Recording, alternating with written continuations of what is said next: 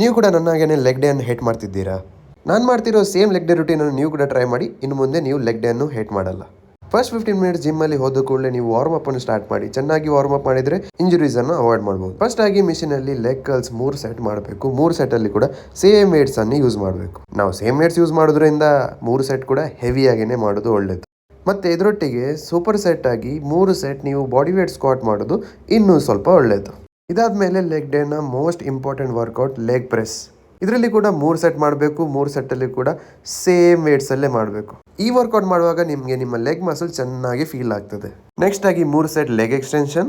ನಿಮ್ಮ ಲೆಗ್ಸ್ ಅನ್ನು ಎಕ್ಸ್ಟೆಂಡ್ ಮಾಡಿದಾಗ ಚೆನ್ನಾಗಿ ನಿಮ್ಮ ಥೈಸ್ ಅನ್ನು ಸ್ಕ್ವೀಸ್ ಮಾಡಿ. ಈ ವರ್ಕೌಟ್ ಅಲ್ಲಿ ನಿಮಗೆ proper mind muscle connection feel ಆಗ್ತದೆ. ಇದಾದ್ಮೇಲೆ ಇವತ್ತಿನ last and final workout Bulgarian split squat. ಇದರಲ್ಲಿ ಕೂಡ ಹೆವಿಯಾದ ವೇಟ್ಸ್ ಅಲ್ಲಿ 3 ಸೆಟ್ ಸೇಮ್ ವೇಟ್ ಅಲ್ಲಿ ನೀವು ಮಾಡಬೇಕು. ಈ ಒಂದು ವರ್ಕೌಟ್ ಅನ್ನು ನೀವು ಕಂಪ್ಲೀಟ್ ಮಾಡುವಾಗ ನಿಮ್ಮ ಲೆಗ್ಸ್ ಆಲ್ಮೋಸ್ಟ್ ಫುಲ್ಲಿ ಎಕ್ಸಾಸ್ಟ್ ಆಗಿರ್ತದೆ. ನನ್ನ ಲೆಗ್ಸ್ ತುಂಬಾನೇ ಚಿಕ್ಕದಾಗಿತ್ತು. ಜೆನೆಟಿಕಲಿ ನನ್ನ ಲೆಗ್ಸ್ ಸ್ವಲ್ಪ ವೀಕ್ ಅಂತಲೇ ಹೇಳ್ಬೋದು.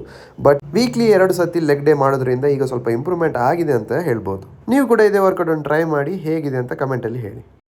ಇವತ್ತಿನ last and final workout calf raises. ನೀವು ಕೂಡ ನಿಮ್ಮ ಜಿಮ್ಮಲ್ಲಿರುವ ಕಾಫ್ ಮಿಷನಲ್ಲಿ 3 ಸೆಟ್ ಕಾಫ್ ರೈಸಸ್ ಮಾಡಿ. ಫಾಲೋ ಮಾಡಲಿಕ್ಕೆ ಮರಿಬೇಡಿ.